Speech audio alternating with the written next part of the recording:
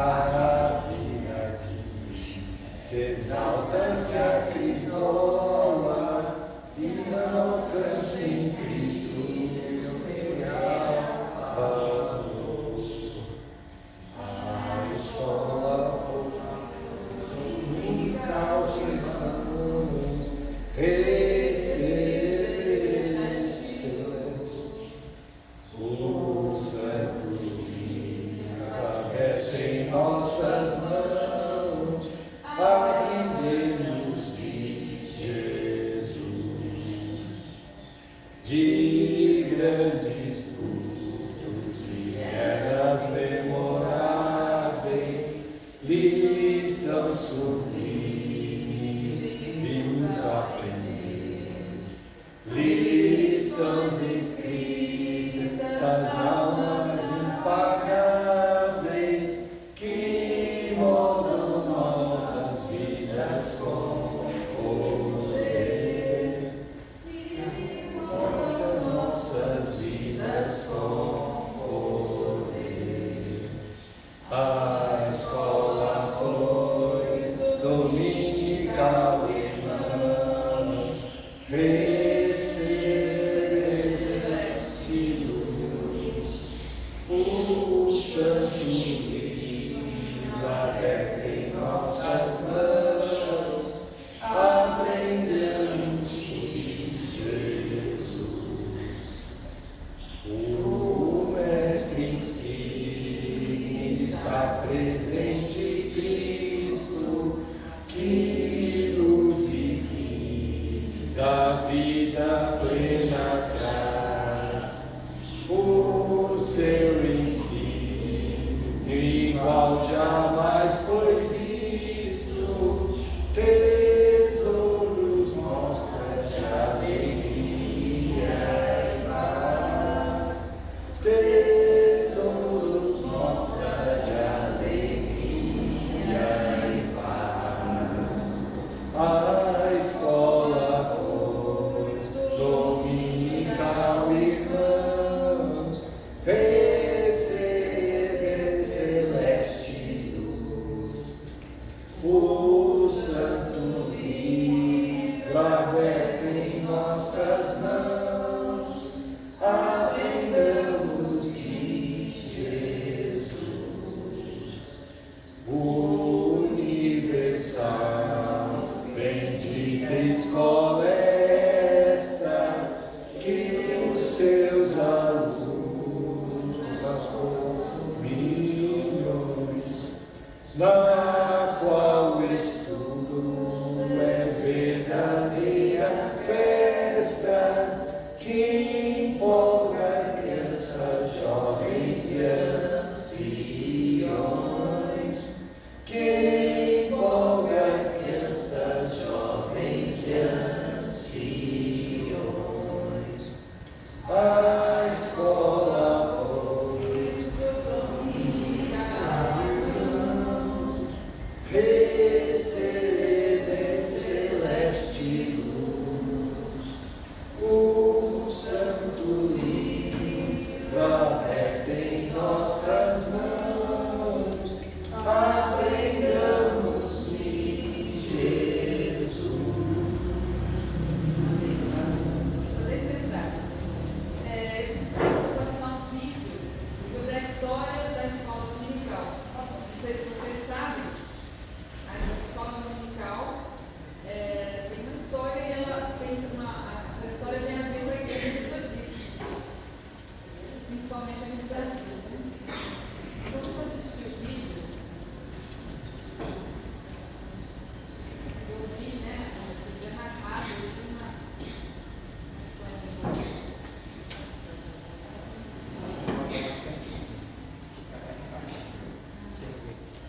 Não dá para ir adiantando uma parte? Tá.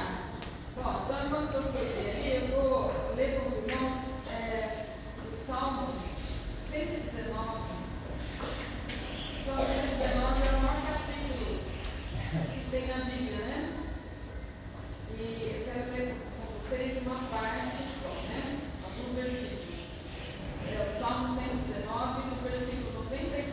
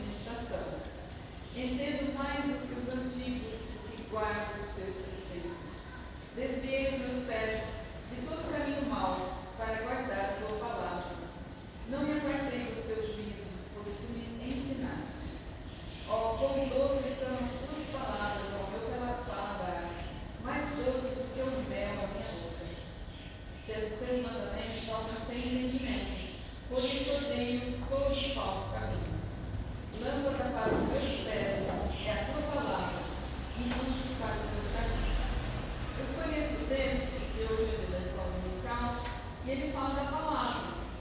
E o que nós devemos fazer aqui? Estudar a palavra, conhecer a palavra. Porque se eu conheço, ninguém vai me enganar. Não é assim? Porque muitas coisas têm surgido aí, falando de Deus, falando da sua palavra, mas eu tenho que ir lá conferir, será que é isso mesmo? Então, se eu conheço a palavra, eu não vou ser enganado, né? Essa semana eu fiquei pesquisando algumas coisas para a gente falar, para a gente fazer hoje no dia da escola dominical. E encontrei um post de alguém que perguntou assim: o que você vai fazer na sua igreja para comemorar o dia da escola dominical? Aí eu fui ver os comentários, o que as pessoas estavam falando, o que elas iam fazer? E eu fiquei muito impactada com alguém que falou assim: na minha igreja, a escola dominical está acabando tudo. Nem o pastor vai mais à escola dominical. Nossa, eu fiquei muito impactada com isso. E aí outras pessoas foram comentando, né? Aí lamentando, contando, nossa, que coisa, é isso, né? E outros falavam, não, mas é isso que está acontecendo em muitas igrejas. As pessoas não estão indo mais, não estão se interessando mais em estudar a palavra, em pesquisar, em aprender. E isso me deixa muito triste, porque realmente isso tem acontecido. As pessoas não têm buscado mais aprender a palavra. E aqui a própria palavra diz, né? Ele fala: tem mais entendimento do que todos os meus mestres, os meus testemunhos são a minha meditação. Então, se eu medito na palavra, se eu busco, eu tenho mais conhecimento. Se eu tenho mais conhecimento, isso vai ser bom para mim. Eu vou ter uma nova direção para a minha vida, uma boa direção para a minha vida, né? Então, eu sempre gostei da escola dominical, porque por causa disso, tudo que eu sei de Bíblia eu aprendi na escola dominical, né? Não só estudando, mas nas aulas sempre foi incentivado a gente ler, estudar, falar mesmo fora de casa, né? E eu sempre fiz isso. E é uma coisa que eu sempre fiz lá na central, foi incentivar as pessoas a lerem a Bíblia. A gente tem até uma tabela. Se quiser trazer aqui para vocês, mas uma tabela, a gente lê, faz a leitura da Bíblia toda em um ano. Isso é muito bom. Né? Eu lembro que a Noemi falou assim: nossa, eu li, ela leu em um ano, mas ela falou: eu quero voltar. Eu anotei algumas coisas que eu quero voltar e estudar e procurar saber mais sobre aquela parte. Então, isso é um incentivo, é um estímulo que é muito importante. E a escola dominical não dá esse conhecimento, esse impulso para a gente examinar as escrituras. E tem textos que saem lá em Atos 17, no versículo 11. Paulo e os seus companheiros vão até um lugar chamado Bereia. E lá as pessoas, em alguns lugares que eles chegavam, as pessoas não aceitavam a palavra. E lá eles aceitavam. Só que eles aceitavam, mas eles iam consultar a palavra para ver se estava tudo correto, se era aquilo mesmo que eles estavam falando. E acho que a gente tem que ser um pouco de Bereia, nós bereanos, consultar, né? Não engolir tudo, não acreditar em tudo, não aceitar tudo. Aceitar, ouvir, mas ir lá consultar e buscar, né? Lá em Atos 17, diz assim: ora, estes foram mais nobres do que os que estavam em Tessalônica. Acho que em Tessalônica só não aceitou muito, né? Porque de bom grado receberam a palavra, examinando cada dia nas Escrituras se estas coisas eram assim. Então, eles iam lá e oravam. É isso mesmo? Então, como que a gente pode fazer isso? Na escola dominical, a gente está estudando, a gente pode confirmar se é isso mesmo ou se estão falando bobagem, né? A respeito da palavra. Amém? Não queria deixar essa meditação, né? Que a gente possa ler, estudar e não desanimar da escola dominical, porque ela é importante para todos nós. Amém? Não? Gostou? Entendi?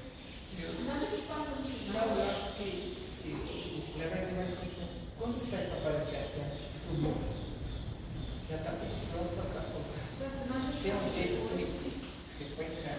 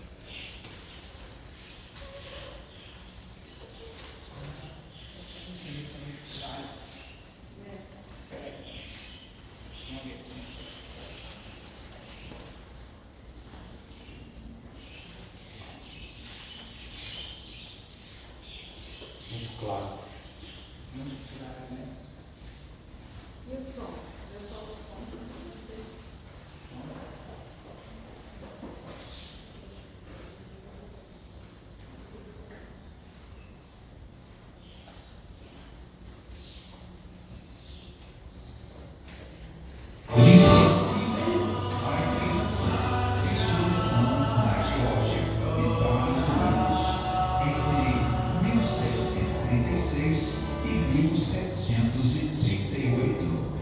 Mas, na verdade, foi uma seguidora de Wesley histórico da escola dominical. A escola dominical, a mais importante agência de aprendizado bíblico e de evangelização da igreja, é uma invenção metodista.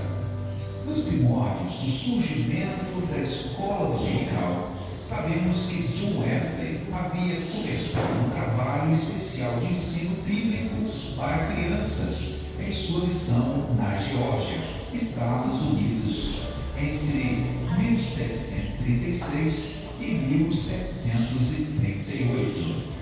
Mas, na verdade, foi uma seguidora de Wesley, Hannah Balmer, que criou a primeira escola dominical em 1769. John Wesley, em muitas de suas cartas, destacou a importância do trabalho que ela estava desenvolvendo. Hannah participou da Conferência Metodista de Londres em 1776, onde testemunhou sobre o seu trabalho com a escola dominical, comprovando que já era algo observado pelo metodismo. Em uma carta, em 1770, Hannah relata sua experiência. As crianças se reúnem 2 vezes por semana, aos domingos antes dos cultos para a instrução religiosa e segundas-feiras para a alfabetização. Mas a história de Hannah Ball foi redescoberta algum tempo depois. Um outro fundador também foi conhecido, o jornalista metodista Robert Himes. Em 1780, em Gloucester, Inglaterra, começou uma escola dominical acolhendo meninos na rua. Himes ensinava, além da Bíblia, a aritmética e inglês. Por isso, Robert Himes pode ser considerado o pai da educação popular. Naquele tempo, as crianças eram obrigadas a trabalhar e por isso Himes recebeu várias críticas como profanador do dia do Senhor e pai dos vagabundos e malcriados. Contudo, recebeu apoio de John Wesley, que defendia a necessidade de alfabetizar e evangelizar as crianças, além de condenar o trabalho forçado. No Brasil, a escola dominical foi fundada pelo pastor metodista Reverendo Justin Spalding em junho de 1836. Entretanto, 6 anos depois, o trabalho missionário no Brasil foi interrompido devido a algumas dificuldades da missão americana.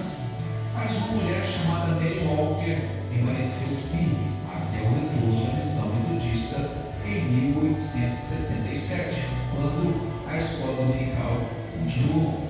A primeira revista da escola dominical no Brasil foi publicada pelo missionário metodista Reverendo James Hanson, o fundador do Expositor Cristão. E na sua igreja local, você sabe como começou a escola dominical? Com certeza também é uma história linda. A escola dominical se tornou uma das principais bases da expansão da palavra de Deus no mundo. Sem dúvida alguma, a escola dominical é a maior e melhor escola do mundo.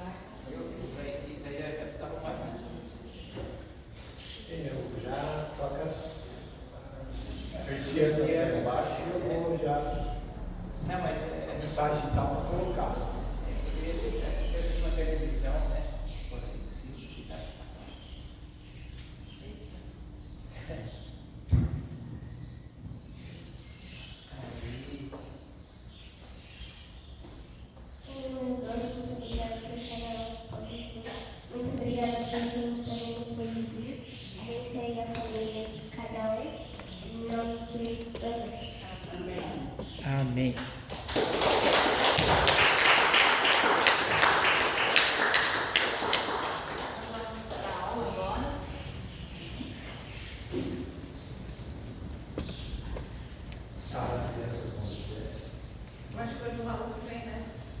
Hoje é dia dele vir. Ainda não chegou. Quer esperar ele chegar? Não, porque aí desce só os da Libra. Você quer descer com as crianças? Sim, o pastor que sabe. Não, você quer descer com as crianças? Já vamos fazer a nossa nota. Hoje nós vamos estudar o livro de Mateus 24. Lembra que nós comentamos na aula passada?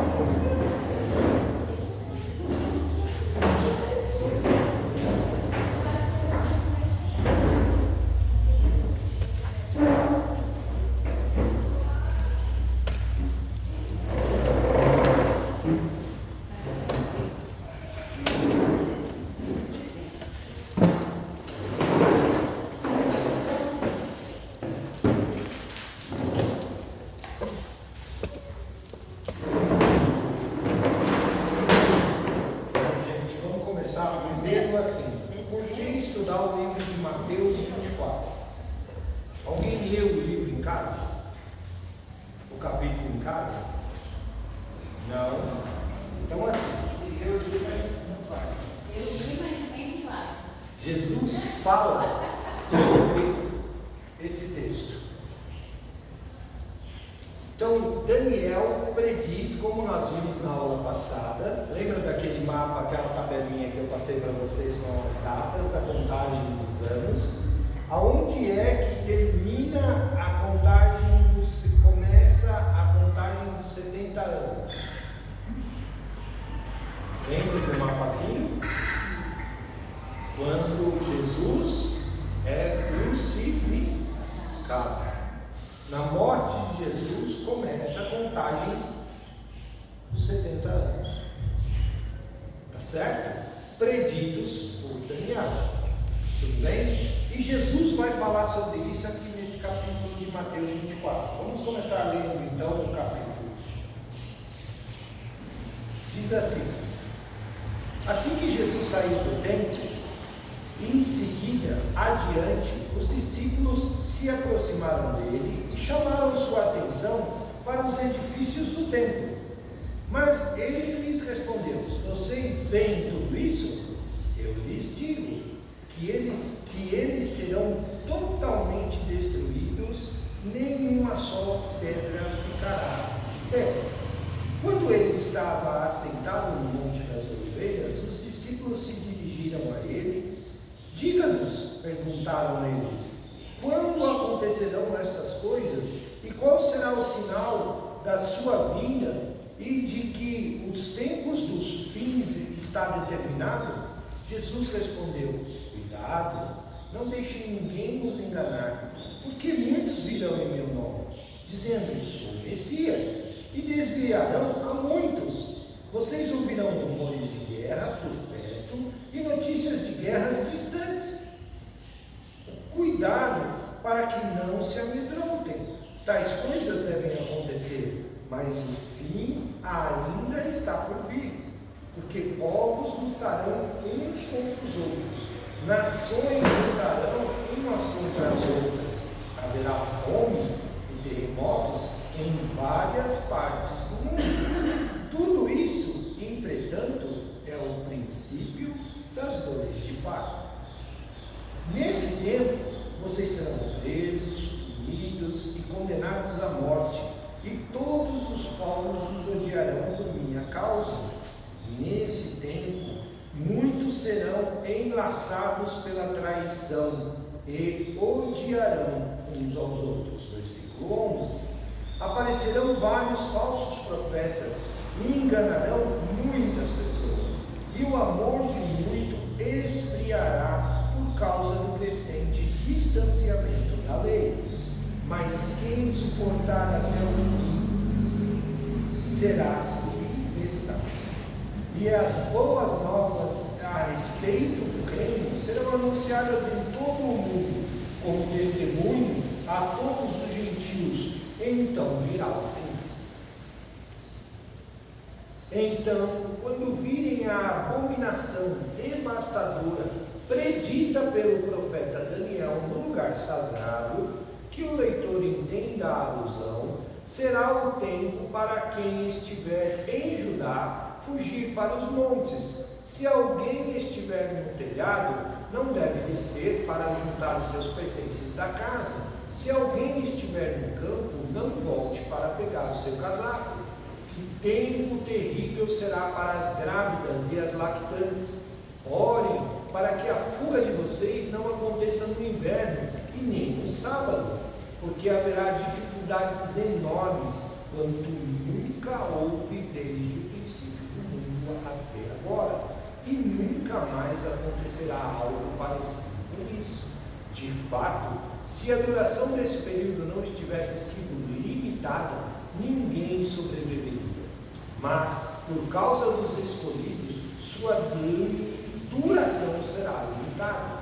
Nesse tempo, se alguém lhes disser: vejam, aqui está o Messias, ou ali está ele, não creiam, porque aparecerão falsos messias e falsos profetas, realizando grandes milagres, coisas extraordinárias, para enganarem até mesmo os eleitos, se fosse possível. Eu os avisei antecipadamente. Então, se pessoas lhes disserem: ouçam, ele está no deserto, não vou. Ou vejam, ele está escondido numa sala secreta, não acreditem. Pois quando o Filho do Homem vier, será como um relâmpago que sai do leste e se estende até o horizonte e a oeste. Onde houver um cadáver, aí se encontrarão os abutres.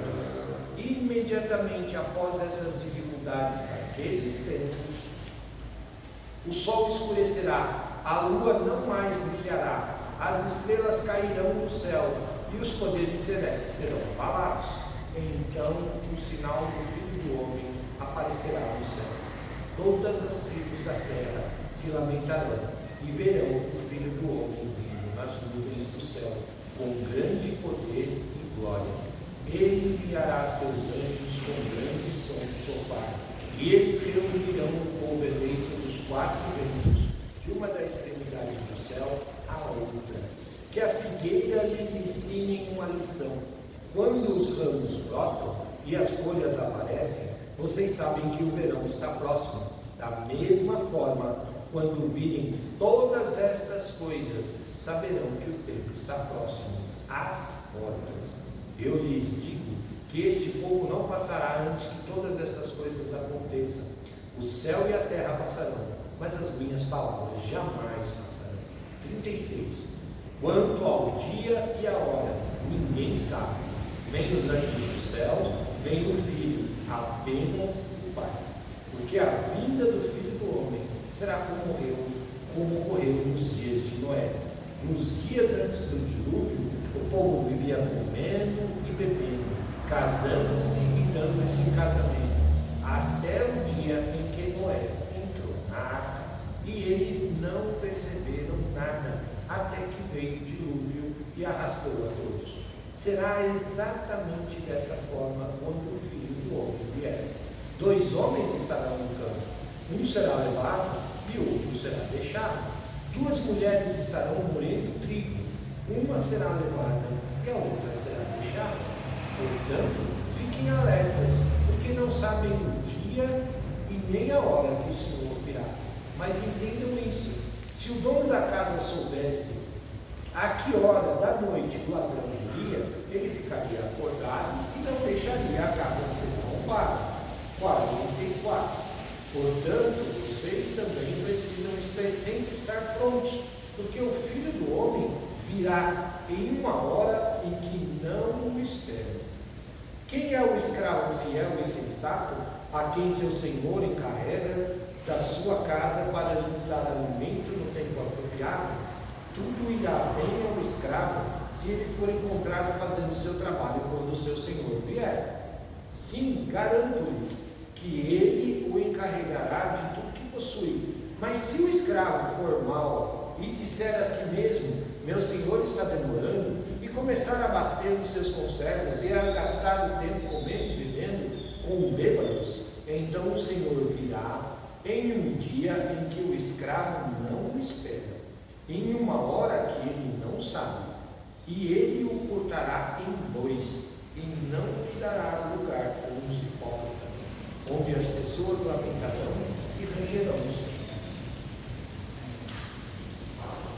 Alguém já tinha lido esse texto? E aí, o que os irmãos acham?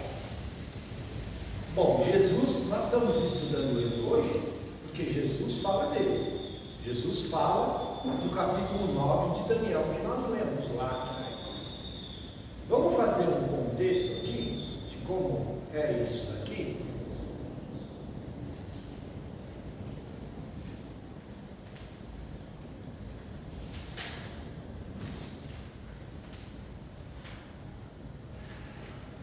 Jesus está falando para quem? Em primeiro lugar. Com quem que Jesus está falando isso daqui? Com seus discípulos. O que aconteceu? Eles estavam provavelmente saindo do templo. Os irmãos, quando a gente fala do templo, os irmãos entendem mais ou menos quais foram as construções do templo ou não? Quem construiu o primeiro templo? Salomão. Tudo bem? Salomão começou e o seu filho terminou. Tudo bem? Tá ok? Aí o que aconteceu? Quando a Babilônia invade Jerusalém, o que acontece com o templo? Ele é destruído, mas ele não é totalmente destruído. Ele é queimado. Tudo bem? Ele é queimado, ele é saqueado, partes do templo são destruídas, mas ele não chega a vir abaixo. Certo? Aí Neemias vem, começa a reconstrução de Jerusalém, através dos muros, lembra que nós comentamos sobre isso? Começa essa reconstrução, tudo bem? Termina depois com a reconstrução do templo, mas de uma forma bem assim, mais, digamos assim, mais singela, mais simples. Tudo bem? Está lá embaixo.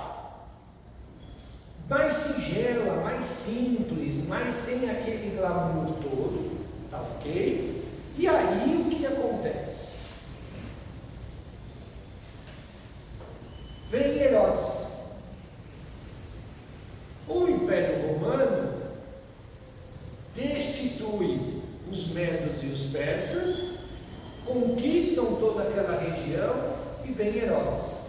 Herodes, na sua adolescência, determina a reconstrução do templo em Jerusalém. Só que Herodes, estimulado pelos seus tutores, o que faz? Olha, eu quero dominar Israel, e para fazer isso eu quero uma dominação não só pela força, mas também quero conquistar aquele povo. E se o templo é tão importante para eles, eu vou construir um mega templo. Vai ser maior do que aquele que Salomão fez. E ordena a reconstrução do templo. E fez realmente, ele aumentou em mais de 400 metros quadrados de área construída que o templo tinha na época de Salomão. Ele mandou pesquisar como era o templo de Salomão. Tá ok? E constrói um mega negócio. Só que só essa construção, só essa reforma que Herodes manda fazer, começa com Herodes, demorou em torno de 68 anos para ela terminar. O tamanho que era. E o povo de Israel parou de fazer confusão com os romanos por causa disso. Porque ele fez conchavos com os sacerdotes, que recebiam propinas e que recebiam boa parte dessa construção do templo para apaziguar o povo. Falar, não, tudo bem, o povo romano está aqui, nos dominou e tudo mais. E no meio disso tudo, vem Jesus. Tudo bem? No final da reconstrução do templo, é a época que Jesus começa o seu ministério. Só que o povo já estava dominado, psicologicamente falando, da seguinte forma: olha, o povo romano, embora ele venha, nos domine, nos obrigue a pagar imposto e tudo mais e tal, ele nos dá liberdade, reconstruir o templo para nós. Foi uma estratégia. E apaziguou. Literalmente comprou o povo. Tudo bem?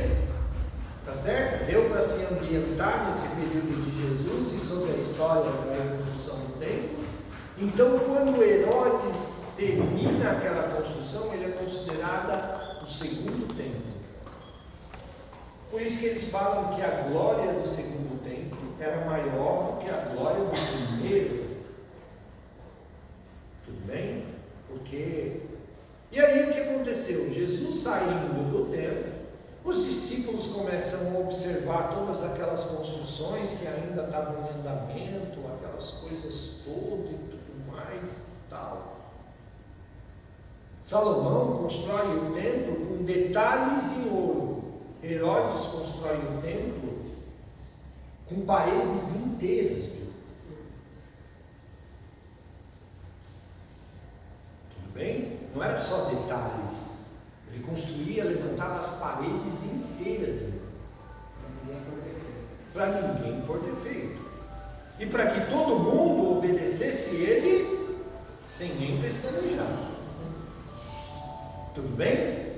E aí eles, saindo do templo, vão para o Monte das Oliveiras e Jesus começa a escutar um murmurinho dos discípulos. Não, vocês viram os templos, vocês viram os prédios, está ficando muito lindo, muito grande, está maior do que o primeiro templo, e estava aquela confusão toda, e aquele burburinho todo, e Jesus só escutando. Chega uma hora que Jesus diz o seguinte, lá no versículo 2, mas ele lhes respondeu, vocês veem tudo isso? Eu lhes digo que eles serão totalmente destruídos, nenhuma pedra ficará de pé.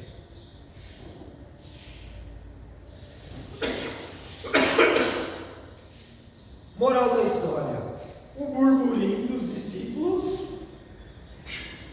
acabou. Só que ficou aquela história na cabeça deles. E aí, versículo 3: quando ele estava sentado no Monte das Oliveiras, a Mary esteve em Jerusalém, sabe de como que nós estamos falando, não é, Mary? O Monte das Oliveiras é muito próximo do templo.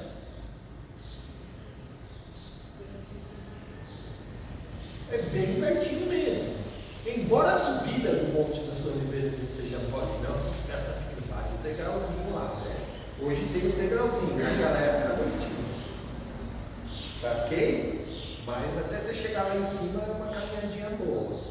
E aí, acho que quando chegou lá em cima, você olha, hoje tem aqueles decks que colocaram e tudo mais e tal, mas naquela época não tinha. Mas você chegava lá em cima no Monte das Oliveiras, quando você chega no topo, você vai no deck e você enxerga hoje a cúpula da mesquita, e você olha, você vê boa parte de Jerusalém. É muito bonito. Tudo bem? E Jesus, quando olhou aquilo lá, quando os discípulos olham, voltam a comentar sobre o templo novamente. Aí eles resolvem perguntar para Jesus. Ele falou: Jesus, tudo isso aqui realmente vai ser destruído? Não vai ficar pedra sobre pedra? Que era aquilo que Daniel falou. Só que Daniel, qual era a confusão de Daniel? Por que ele não sabia quais eram os tempos? Porque até quando Daniel saiu de Jerusalém, o templo já estava em ruínas. Então, na cabeça de Daniel, quando Gabriel explica para ele a visão, bom, para ele ser destruído novamente, primeiro ele tem que ser reconstruído. Tudo bem? Tá certo?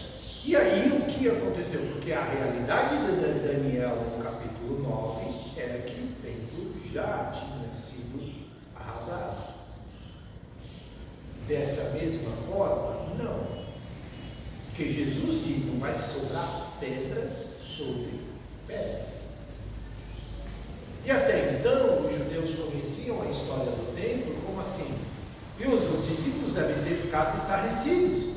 Ele falou, viu, mas os babilônicos vieram, tentaram e não conseguiram. Os gregos vieram, tentaram e não conseguiram.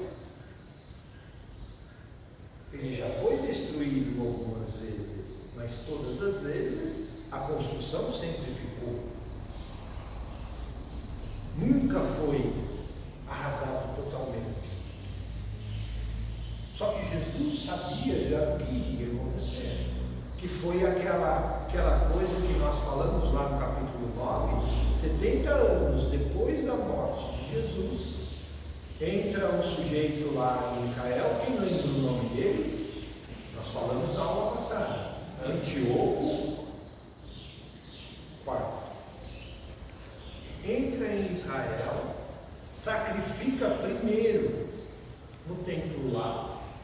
Gente, eu estava lendo a história conta a história que um monte de judeus na rebelião dos Macabeus entra dentro do templo. Não, Antíoco IV não, desculpa, Tito, que é o que destrói o templo. Antíoco IV é antes de Jesus, tá ok? Entra dentro do templo.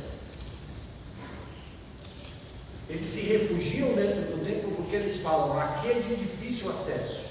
Então eles não vão conseguir derrubar os portões, porque os portões eram feitos de bronze. Então eles entraram dentro do templo. O que Tito manda fazer? Toca fogo com eles lá dentro.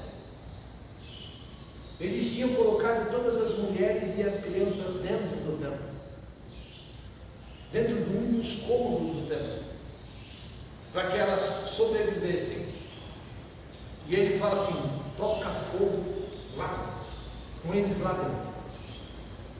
Morreram todos, queimados lá dentro. E aí depois ele vira e fala para os soldados e fala assim, agora vocês entrem lá, arranquem os cadáveres deles de lá e derrubem as paredes do templo sobre os cadáveres. Eu não quero que fique pedra sobre pedra. Arranquem até os alicerces, que foi o que aconteceu. De tamanha a brutalidade. É isso que Jesus está dizendo. 70 anos após a sua crucificação. Tudo bem? Então, nós podemos dividir esse texto aí, em duas coisas. Jesus começa dizendo o seguinte, 1 ao 3. Ele prediz a destruição total do templo. Depois, do 4 ao 14, Jesus começa listando uma série de acontecimentos que não significam um fim imediato, mas são sinais do início de um processo. Ele compara com dores de parto. Nailda, Meio, Lídia, Vilma. É a visão de Daniel. Isso. Essa é uma visão que nós vamos ver lá no capítulo 10. Essa parte do 4 ao 14, que nós vamos ver lá no capítulo 10 de Daniel. Falsos messias surgirão. O que é a dor do parto? Como é que funciona o parto? As irmãs aí que já foram mães, como é que podem dizer? Como é que começa o parto? Hoje tem a história da cesárea. Naquela época não tinha muito isso não. Não, hoje não tem mais isso não. Naquela época não era assim não. Era na fé e na coragem. Como é que eram as dores do parto?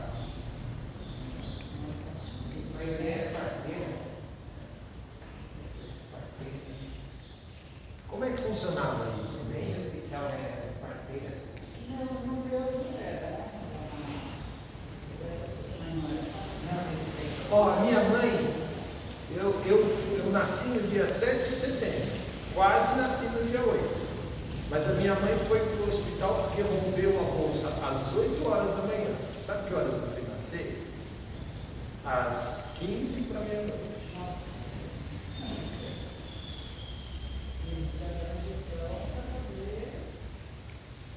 E nasci de parto normal, nasci com 4 quilos e 800 e poucas gramas.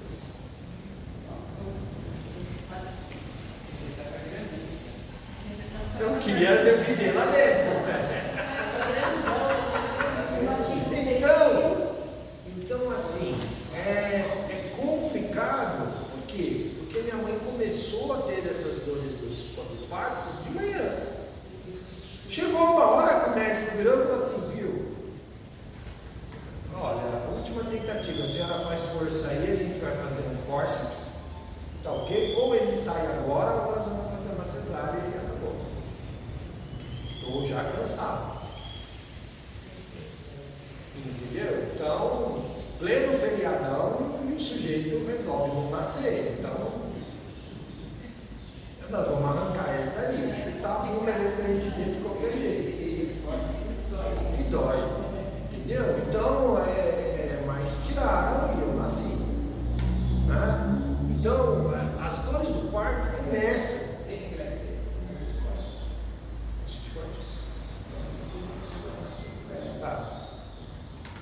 Porque geralmente acontece. Culpa do médico, olha lá. Não tenho culpa disso não. Então o que acontece? As dores do parto, ela é o começo do negócio. Estoura a bolsa é um sinal. Mas não significa que vai nascer naquele exato momento. Mas aí o que acontece? Acontece toda aquela correria de hoje em dia, né? Nós estávamos com o Nicolas no hospital uma vez e nasceu, a Zilda viu nascer uma criança no carro, dentro do carro, na porta do hospital. Estourou a bolsa, o sujeito catou a mulher, enfiou dentro do carro, saiu correndo, só que a criança nasceu literalmente na porta do hospital, dentro do carro. Mas hoje, naquela época. É isso que Jesus está dizendo. Olha, estourou a bolsa. Vocês viram isso? É o começo das dores. Mais ou menos isso. Por isso que ele compara. Sim.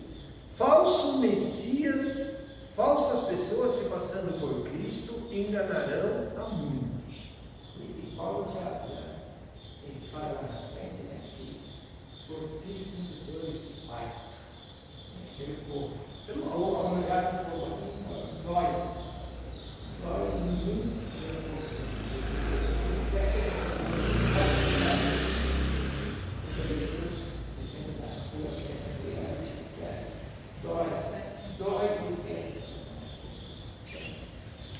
Isso já aconteceu? Os falsos messias já apareceram? E continuam aparecendo. E no período de Jesus, diz que 1000 e poucos falsos cristos Apareceram. 1030 Apareceram naquela época. Esse é um texto que ele é considerado um texto que foi para aquela época. É considerado um texto que é para os judeus e também para os gentios. ele é dividido em 2 períodos. E as coisas iriam acontecer para os 2 povos, tanto para os judeus, naquele período, quanto para nós gentios. A igreja gentílica já existia na época de Jesus?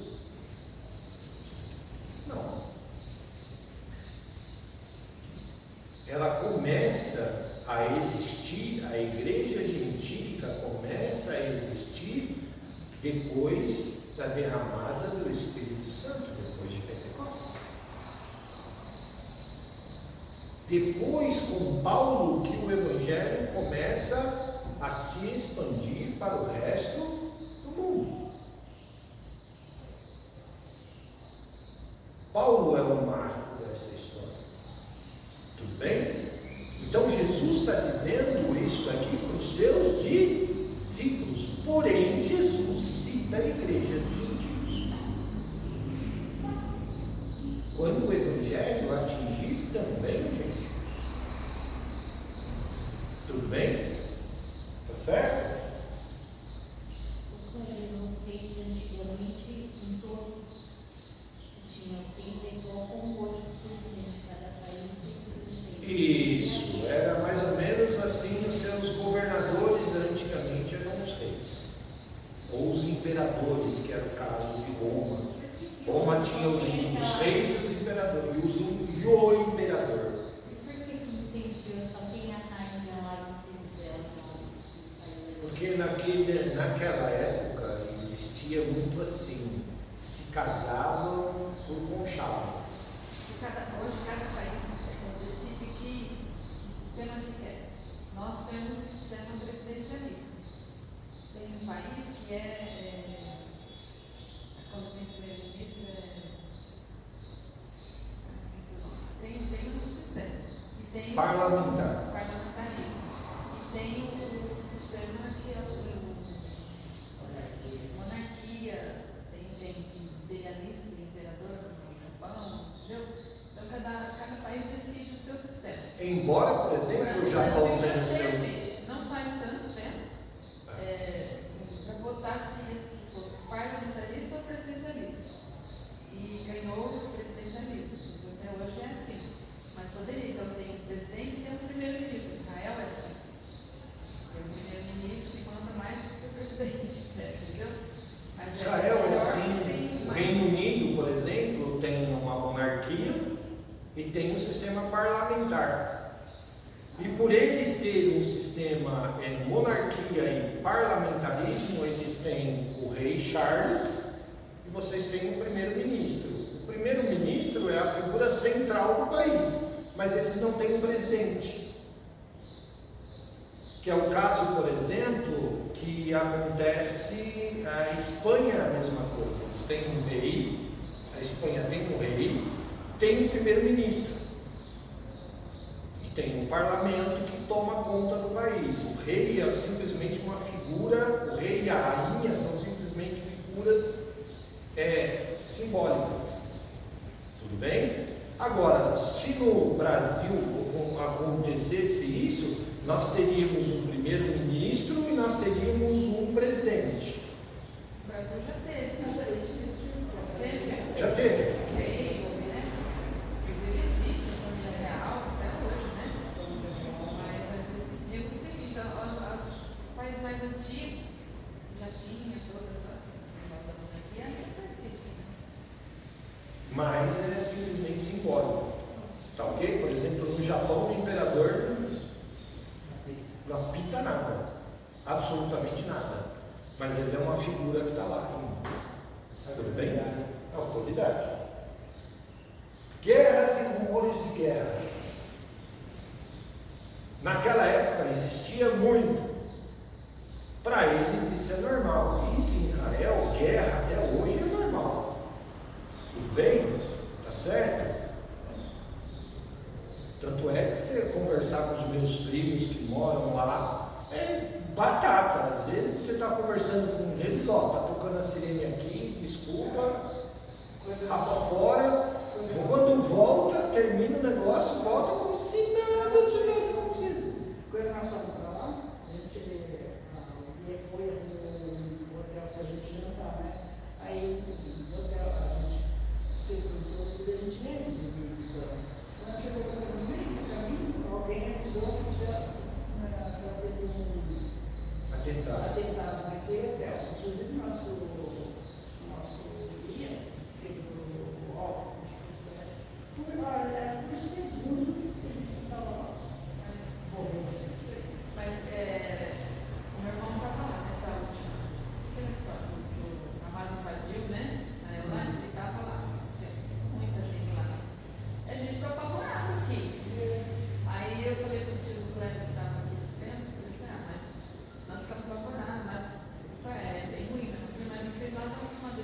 ninguém está acostumado com guerra.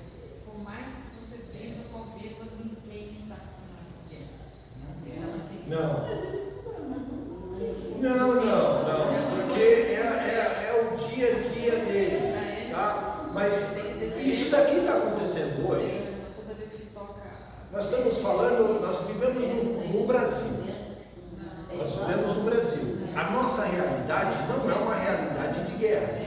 Hoje, embora se você for estudar a história do Brasil, perguntar para um paraguaio, para um uruguaio, o que eles acham do Brasil colônia, do Brasil império, vocês vão ver que nós não somos tão bem vistos assim, porque nós tivemos muitas guerras.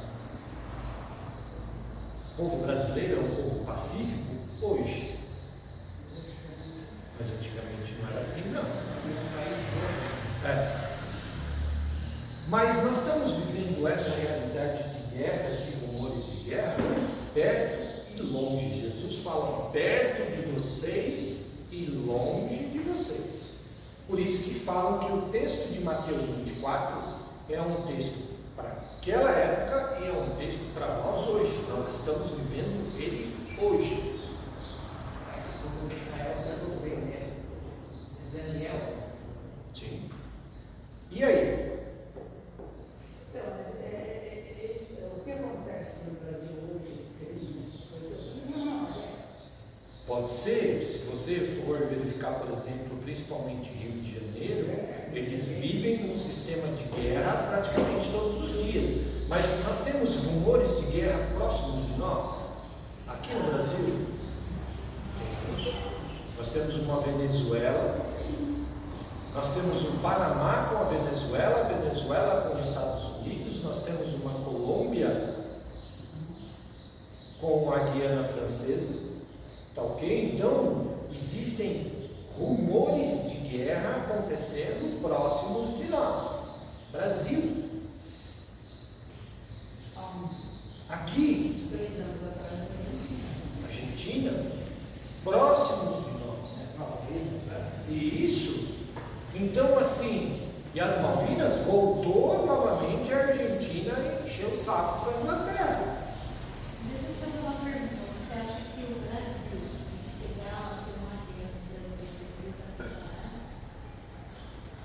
Olha, Jesus nos diz no final desse texto que nós temos que estar preparados, porque não é uma questão de que se vai acontecer, é uma questão de quando vai acontecer. Nós temos um exército. Não igual lá, aquele povo que já vive isso, mas temos. Olha, para quem serviu aqui e lá fora, o nosso exército não deixa a desejar nenhum outro do mundo, para o nosso terreno, para a nossa realidade. Bom, bom, ok? Jesus não dá possibilidade. Não. Ele diz, não é? Estejam preparados, porque vai acontecer. Eu lembro quando o meu filho mais velho disse que queria servir em Israel, eu falei para ele, não. Eu disse, olha, eu não vou te proibir, porque você já é homem formado. Vou te dar todo o suporte necessário se você insistir com isso, mas eu vou falar uma coisa para você. Nós existimos possibilidade de entrarmos numa guerra. Lá é quando você vai entrar em combate. Não é se você pode entrar em combate. É quando você vai. Eu vou estar preparado nisso. Entendeu? Então.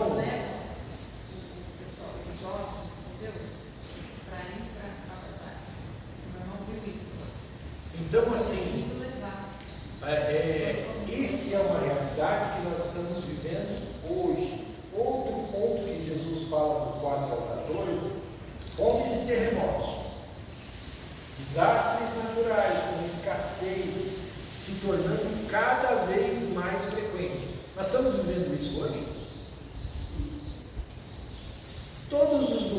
antes de nós virmos para cá, nós assistimos o Globo Rural. O Brasil bate recordes de produção a todo tempo, mas, por exemplo, há 10 anos atrás você via falar de tufão no Brasil? Você via falar de terremoto no Brasil? Não? Conversa lá com o pessoal do Rio Grande do Sul atualmente. Atualmente nós estamos falando de ciclones, de tufões, eles chamam de tufão ciclone extratropical. Né? Então, pergunta lá para o pessoal do Sul se eles estão vendo ciclones e tufões. O pessoal de Goiás, por exemplo. Não. Nós não tínhamos isso aqui. Meio quando você ouviu falar de terremoto no Brasil?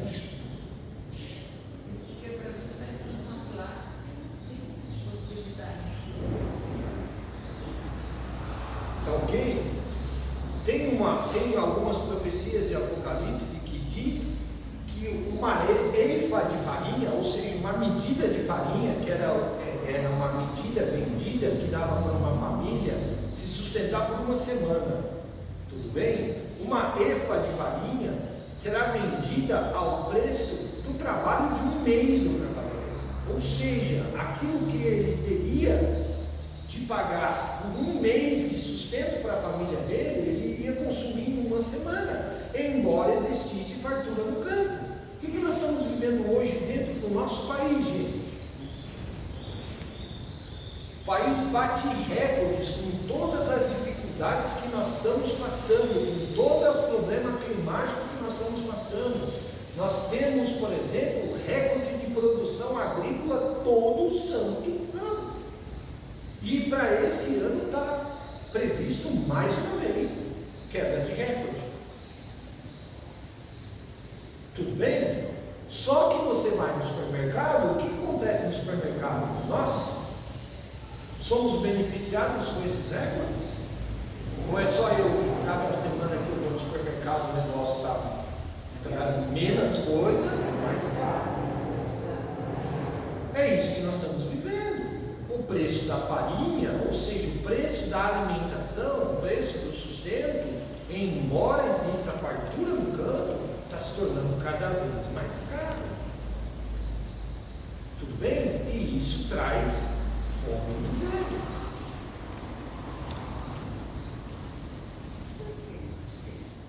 Porque é determinação de Deus, é juízo de Deus.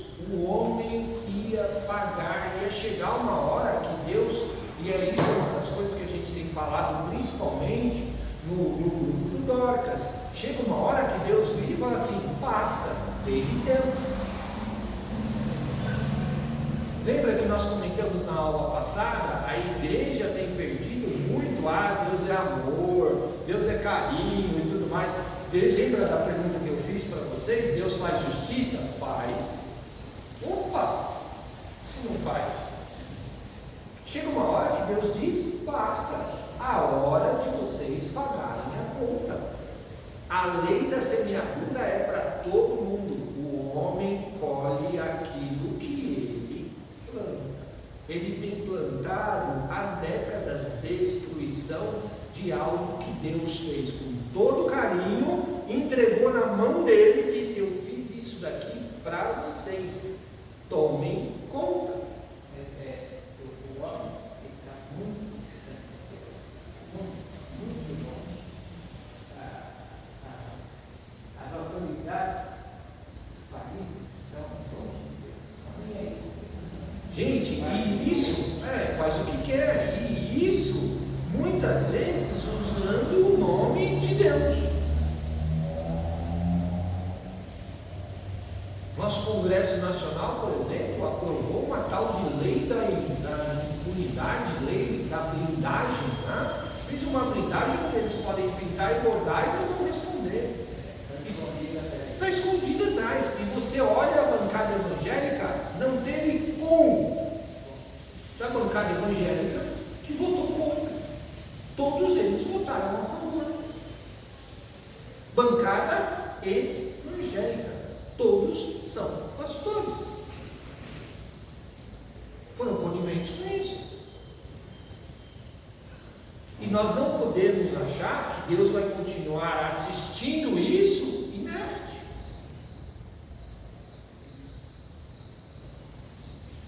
Tudo bem?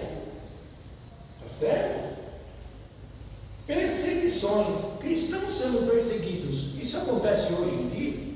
Aconteceu naquela época. Tá ok? Porque os cristãos, os judeus cristãos, foram executados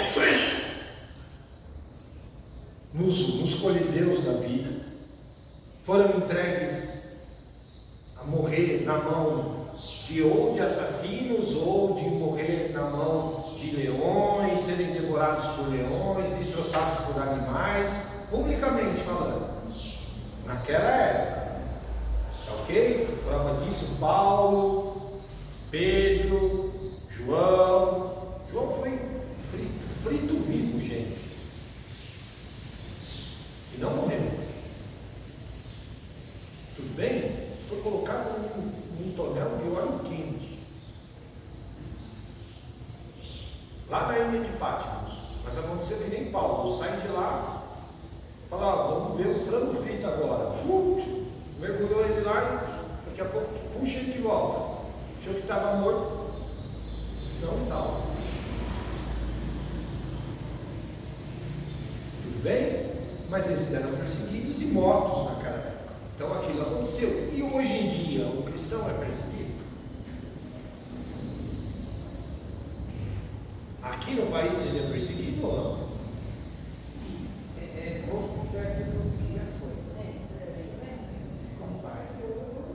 Conversa com o pastor lá da favela da Maré, no Rio de Janeiro.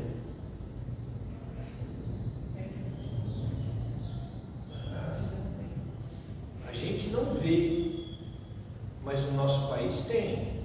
Lá em Israel, meus tios, por exemplo, sabe como é que meus tios evangelizam lá em Israel? É um país laico. País laico significa que todas as religiões são aceitas. Elas têm liberdades lá, entre aspas. Estamos falando de Israel. Não estou falando, por exemplo, do Irã, de uma Arábia Saudita, eu não estou falando de um Líbano, de uma Síria, aonde o negócio é mais pesado, de uma Coreia do Norte, de uma China. Tudo bem? Estamos falando de um país laico. Laico é aquele que todas as religiões são aceitas. Elas não podem ser perseguidas. Tudo bem? Mas eu vou falar de Israel. Eles têm que sair em determinados bairros, eles saem e pregam cartazes escrito em hebraico nos postes, e tem que ser feito durante a noite, porque se forem feitos durante o dia, num bairro ortodoxo, por exemplo, eles são apedrejados por aqueles ortodoxos que estão lá, por falarem de Jesus. Egito, outro país laico, está lá, teoricamente aceita todas as religiões, mas tem determinados bairros onde as igrejas são destruídas e queimadas com os cristãos lá dentro. Colômbia, nosso vizinho aqui do lado, existem relatos de vários pastores que eles estão pregando, os narcotraficantes entram e assassinam ele na frente do púlpito, na frente da igreja toda. Aqui do nosso lado. Tudo bem? China. Um dos nossos sobrinhos esteve há um tempinho atrás na Rússia, outro país teoricamente laico. Só que para ele fazer uma reunião como essa que nós estamos fazendo aqui, ele tem que ir no governo, na Secretaria do Estado, ir lá pedir autorização, avisar o que ele vai falar, o que ele vai fazer, apresentar o sermão dele por escrito, para ver se eles aprovam ou não. E se ele sair uma vírgula daquele sermão que ele entregou, se tiver algum infiltrado lá dentro, ele é preso. Tem uns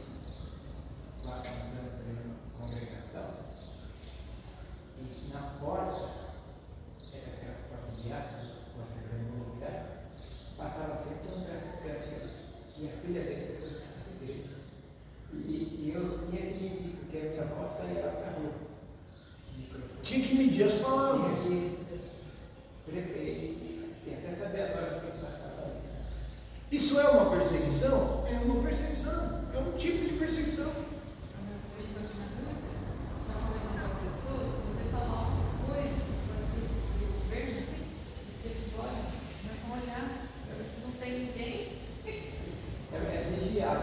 É vigiar. Entenderam? Então você não tem aquela liberdade de pregação do Evangelho. Os irmãos já viram eu orando aqui, agradecendo a Deus pela liberdade que nós temos. E eu tenho mais liberdade aqui em Santa Cruz do que em Cruz. Sim. E aqui é pesado, mas eu tenho mais liberdade para falar e a pessoa, entre aspas, amigos do pessoal, para continuar nessa liberdade. Porque eu sei como é difícil você não pensar. Aquele do Pirituba, ele chegou até onde entrar e sentar, assistir a aula do lado da frente da escola dominical. Para medir as palavras. Vamos ver se a gente consegue caminhar mais um pouco aqui então. Aumento da iniquidade. Isso nós estamos falando do 4 ao 14. Tá certo? Assim que as crianças subirem a gente para. Tá certo? Do 4 ao 14. Agora, aumento da iniquidade. O amor de muitos se esfriaria. Aconteceu naquela época por causa da perseguição e hoje como nós estamos? Pior. Gente, eu acho que o amor já virou picolé. Está no mármore. Porque você olha o jornal, as atrocidades que a gente tem visto, e nisso eu não estou falando de outros países não, nós estamos falando aqui, em São Paulo, no nosso bairro, na nossa cidade.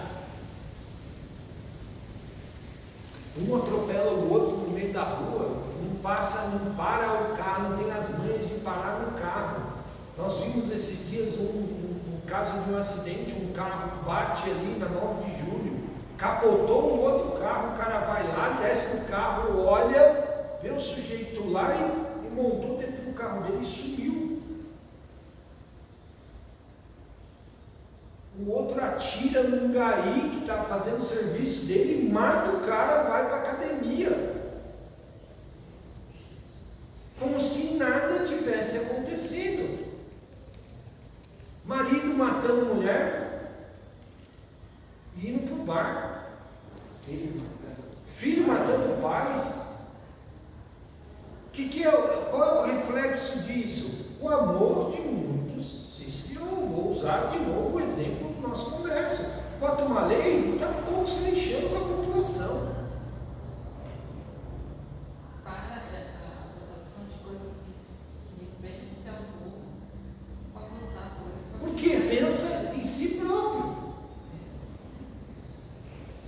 Isso é o amor que se esfriou. Eu não tenho a menor compaixão com o meu próximo. Que se dane ele e que eu siga em frente.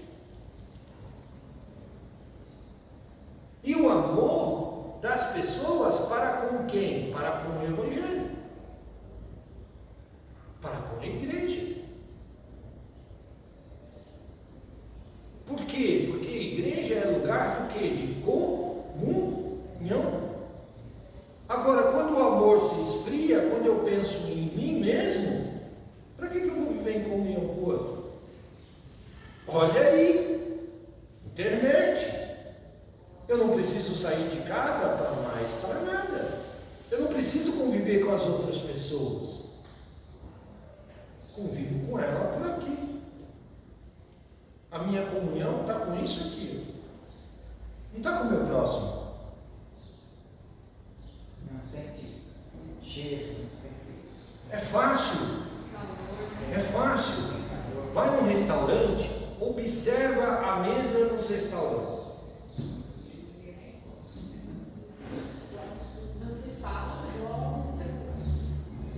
Eu conheço o caso de uma mãe que conversa com o filho pelo celular, estando dentro de casa. Não, ele não conversa comigo assim. Para mim, conversar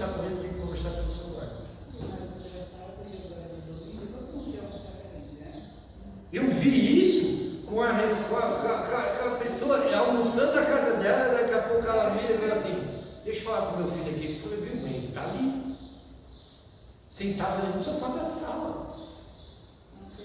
Não, a gente não se fala pessoalmente, a gente fala pessoalmente. Você vai na mesa do restaurante, você não vê as famílias conversando. Você vê o pai, a mãe, o filho, tudo no celular. De vez em quando a Silvia vira e fala assim, bom, se eu tiver que morrer, eu morri, porque mandei mensagem, não sei o quê. Você não atende celular? Eu falei, umas poucas vezes no dia. Eu também. Eu falo, dependendo de compartilhar um telefone, eu falo. Então, isso daí tudo é o amor, a comunhão, a necessidade de estar junto, que está se esfriando, que já virando um mármore.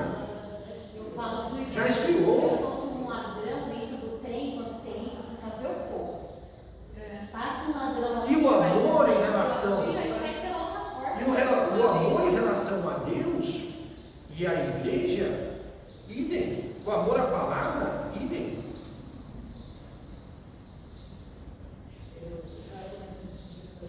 Naquelas épocas atrás, pegava um culto, a gente ficava conversando, horas e horas, agora não tem. Mas no aniversário do Cleber e da Ilha foi gostoso. Ninguém teve pressa de ir embora, nós sentamos, conversamos um pouquinho. Foi uma coisa gostosa. Isso aí tem que retornar. Tem que Isso aí tem que pegar contigo na metodista, principalmente, acabava tudo, jantar, tomar um café. Isso é normal na metodista. Foi esfriando. Foi esfriando. É aquilo que Jesus está dizendo. O amor vai se esfriar. A pessoa está. Ela não acontece assim. É sutil. Só que quando você vê, complicado. A pessoa está no meio do culto, está pensando em ir embora logo. Não está pensando em acabar o culto para cumprimentar a pessoa. Isso acontece bem. Só que lá fora também não está muito diferente, não. Lá fora o negócio está pior. As pessoas estão se matando umas às outras como se nada fosse o preço de nada. Ou seja, a partir do momento que a vida do ser humano não vale nada, senão o negócio está muito ruim mesmo. É a falta de Jesus. A vida do ser humano não vale nada. Pela falta de Jesus nas pessoas. E Jesus continua aí do 4 ao 14, ele diz o seguinte: Jesus deixa claro que apesar de tudo isso, o fim só virá após o evangelho do reino ser pregado a todas as nações da terra. Isso já aconteceu? Já. Já. Só que nos aceitos não. No lugar de povo não momento, O evangelho já foi pregado em todas as nações do mundo. Prova disso, quem pode dar prova disso aqui no nosso país? Eu estava conversando com a Zilda sobre isso esses dias. Você vê, antigamente você via a música evangélica sendo tocada aonde? Igreja. Hoje você vê a música evangélica sendo tocada aonde? Só dentro da igreja? nossa, eu quero morrer quando eu escuto Nós estávamos assistindo o Fantástico domingo. Chegamos em casa, saímos daqui, chegamos em casa, ligamos a televisão, estava passando Fantástico. Eles estavam passando uma matéria sobre a música gospel, sobre cantores gospel. E ele estava virando e falando assim, viu, aqui tem de tudo. Ele perguntou na plateia, aquele cantor Thales, estava perguntando na plateia. E um budista, espírita, católico, ele falou, se você for pedir para levantar a mão aqui, quem é evangélico? Ele falou, é a minoria. Mas todos eles cantando a música dele. E a música dele fala, ele ainda é um dos poucos que a música dele fala da palavra. Não fica só no embromation, ele fala da palavra, ele prega a palavra, Ele dá o testemunho da vida dele pela canção dele. E as pessoas estão lá ouvindo o Evangelho. Uma pesquisa recente feita pela Wester comentou o seguinte: de 3.000 pessoas, sabe quantas falaram que nunca ouviram falar do Evangelho? Ouviram falar de Jesus? Nenhuma. 100% das 3.000 pessoas alegam que já ouviram falar de Jesus. E esse cara se completa aí, já deu as escolhas. Sim. E se acertou, ele por aqui era mais embaixo. Ele fez umas besteiras ali. Mas muitos desses. Mas graças a Deus ele se levantou de novo. Sim, mas o Evangelho hoje não tem praticamente, por exemplo, na Rússia, esse nosso sobrinho foi fazer um trabalho, ele tinha um trabalho uma vez por mês, porque demora 22 horas para ir de trem e 22 horas para voltar. E uma semana para pegar a autorização. Então ele falou, praticamente, a gente chegava, quando a gente chegava, ele ia para casa, já ia no Ministério Civil mais uma vez, pediu autorização para mim voltar no outro mês. É na Sibéria. Irmão, nós estamos falando de 23 graus abaixo de zero. Pinguim vira picolé lá. E tem um povo lá. Ele mandou uma foto uma vez que eu falei assim: pastor, para fazer batismo aqui tem que ser macho.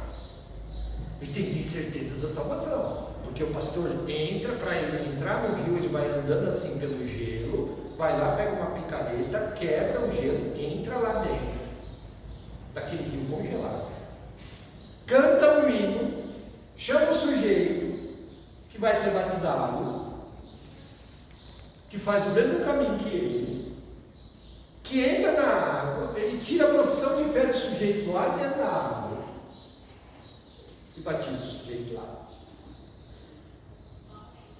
Falei, olha, o sujeito aqui tem que ter certeza mesmo da salvação.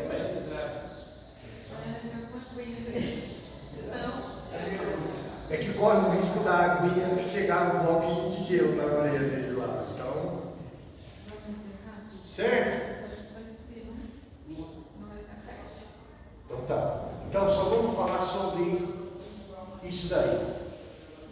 Normal em relação a isso, os irmãos perceberam que esse capítulo 24 de Mateus, ele fala de uma realidade para Israel. E agora, quando nós formos ver no próximo domingo, a gente continua. Do 15 ao 28, principalmente quando ele fala da grande tribulação, nós vamos perceber que existem dois públicos que Jesus fala dessa grande tribulação. Para o judeu, para ele. Variados desse capítulo. Sim. Vários tipos. Então leiam em casa, anotem as dúvidas e a gente conversa, termina aí no domingo que vem, tá bom?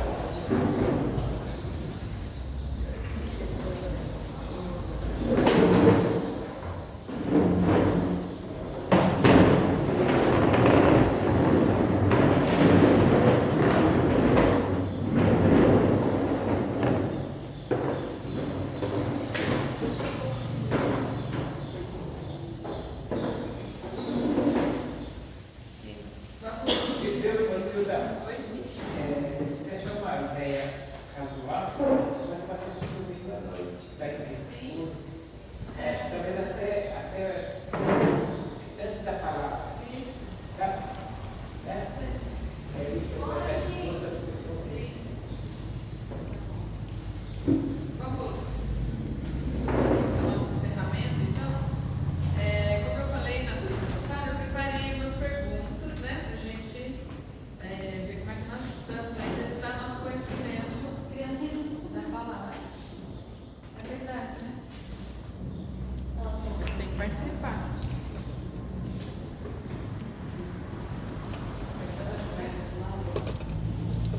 Vamos cantar então? Vamos cantar.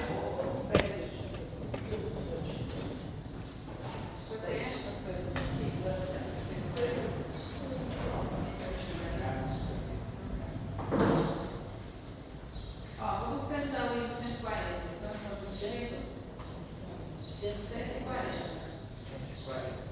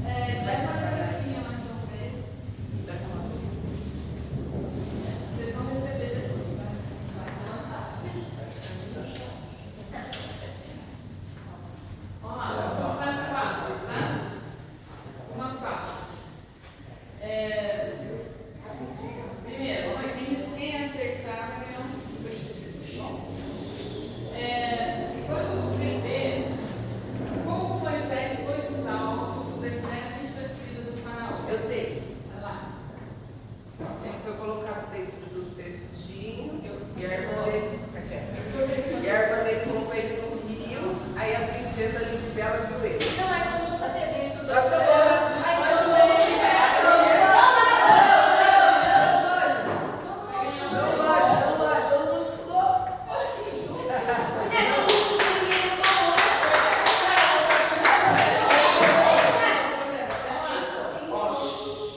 Foi bem a aula delas de hoje.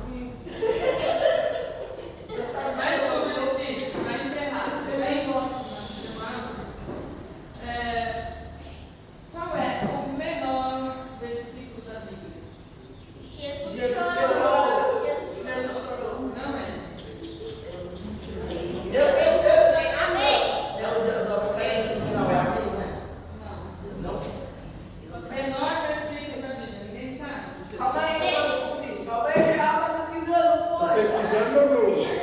Tudo depende da tradução, mas existe um conceito aí, certo?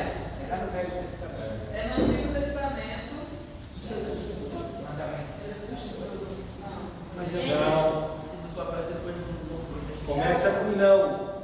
Mas então.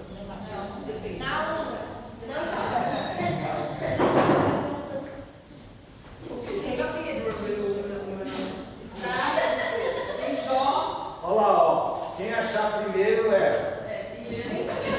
Jó 3, versículo 2. O quê? Jó 3:2. Eis o desabafo de Jó. Não é daqui. Depende da. É que a minha tradução tá assim. Depende da tradução. A tradução tá assim. Depende da tradução. E Jó falou que. E aí é o que muda no versículo. Jó é 3:2. Pode dar uma opinião. Ó, tem uma outra tradução que tá assim, disse Jó. É isso aí. Que é o menor. Sabia que era desse jogo que tá aí no jogo 3-2. Contar os caracteres todos, né? É que a tradução. Sabia que era Eu tenho bastante. Nas próximas aulas, eu próximos encerramentos, eu faço mais. Tudo bem? Eu incentivo a galera É só. saber um pouco mais sobre a palavra, amém? Assistiu agora? Você tem avisos? Não chora. Tem. Ô, por Deus.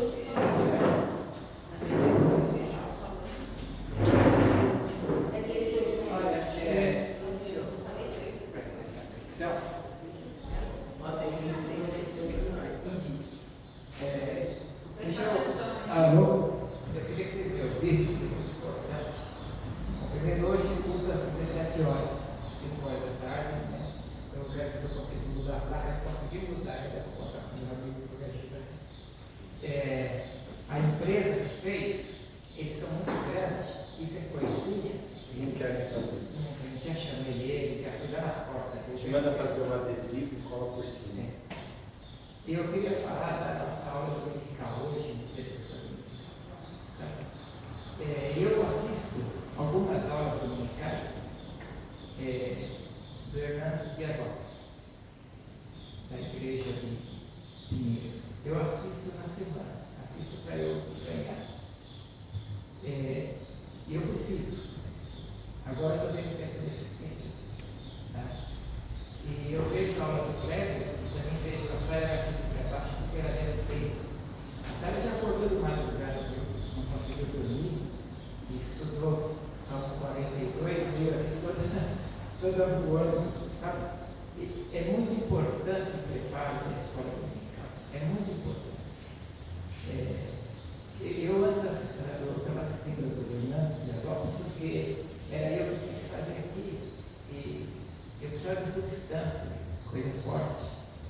Agora eu não estou assim mais, só quando eu não dá tempo, porque é uma aula bem preparada. E eu sei que essa gente está preparando com carinho para as crianças. Você viu? Você fez a pergunta já? Foi bem a aula. Né? Então, a aula dominical é boa, precisa ter substância, tem que ter preparo, investigativo e buscar. Sabe, eu vejo que eu leio com os seus resumos, tudo de quem foi investigar. Isso é importante. Isso aí vai para sermão também. Sabe? Sermão não pode pegar o livro e jogar para vocês ouvir, não. Tem que investigar, buscar.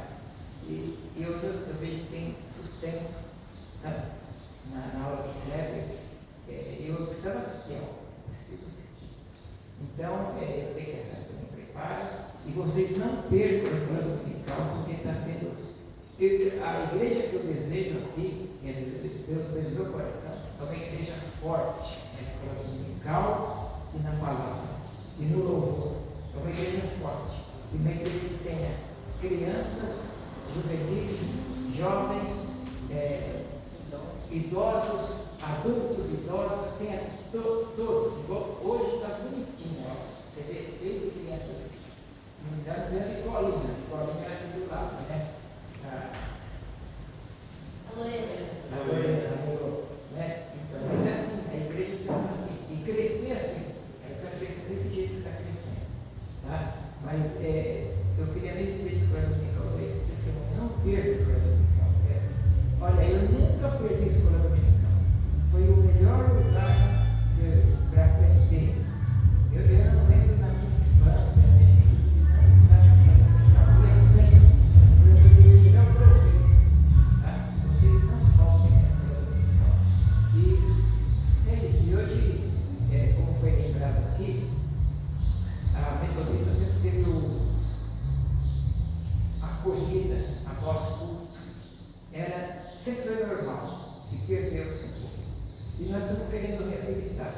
nem que seja um pão puma, um patê e um suco. Vou levar de aniversário. Quando não tem, a gente faz um pão puma, só para ter aqueles 10 minutos de conversa, né? Tá bom? Se for possível, eu me proponho a. Eu também proponho a fazer. Pode deixar que a hora que a gente chegar, a gente traz o patê de casa e a gente faz. Pão puma deve ter meio só, tá? Mas sempre assim, ainda que seja um pão puma, o outro que tem é para mim, que é pão integral. É a minha comida mesmo, tá? A gente traz bolo hoje. Tá? Então vamos tentar fazer, vamos assim para a gente acabar. Acaba às 6h30, começa assim, acaba às 6h30, 10 passou. Tá, João? Tem até aquele pão lá para a gente fazer lá. Tem o pão lá. Tem? Sim.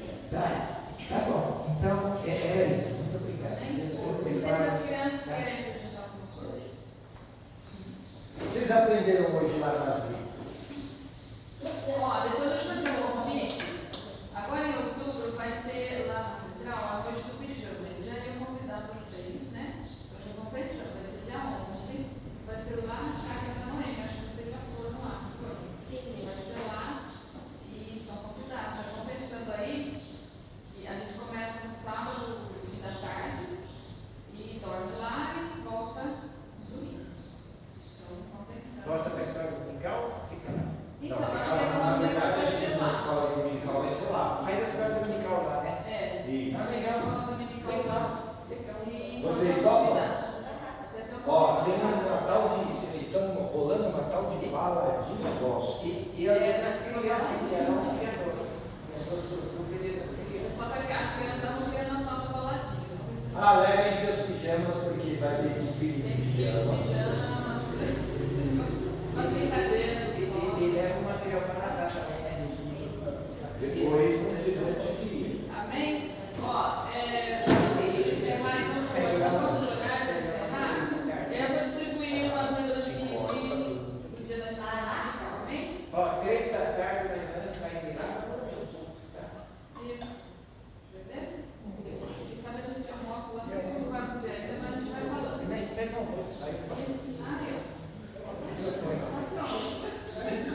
Amém? Vamos ficar em pé, vamos orar e encerrar. E aí depois você foi. Oremos. Pastor, pode orar? Vamos orar? Senhor, louvado e agradecido e exaltado continua sempre pela Pai. Muito obrigado, Senhor, por este momento ímpar de estarmos aqui na tua casa. Podemos celebrar o dia da escola dominical, esse dia tão importante e que enche nosso coração de alegria de saber que partimos de um povo metodista, de pessoas que tinham sede da palavra, que investiram no estudo da tua palavra. Nós agradecemos e celebramos esse dia, o terceiro domingo, Pai, do mês de setembro, com muita alegria de saber que temos esse dia da escola dominical. Muito obrigado. Obrigado pela vida da Zilda, da Sara, do Kleber, que se prepararam para estar sempre na escola dominical, Senhor Deus, que fizeram com alegria e com brilho, Pai, com respeito, com reverência. Muito obrigado. E aqui é a tua casa, é o seu santo templo. É aqui que nós estamos para te adorar, para louvar, para te agradecer por todas as bênçãos que tem nos dado, Pai. Muito obrigado e que nós podemos passar o restante do dia na tua presença e vir preparados para o culto de hoje mais às 17 horas. Abençoa o almoço, Senhor Deus, com muito carinho e que possa alimentar agora o nosso físico, uma vez que já fomos alimentados pelo pão da vida de Jesus Cristo. E nós oramos nesse nome que nos ensinou, dizendo: Pai nosso que estás nos céus, santificado seja o teu nome. Venha o teu reino, seja feita a tua vontade, assim na terra como nos céus. O pão nosso de cada dia nos dai hoje. Perdoa as nossas dívidas, assim como nós perdoamos os nossos devedores. cair em tentação, mas livra-nos do mal, pois teu é o reino, o poder e a glória para sempre. Amém.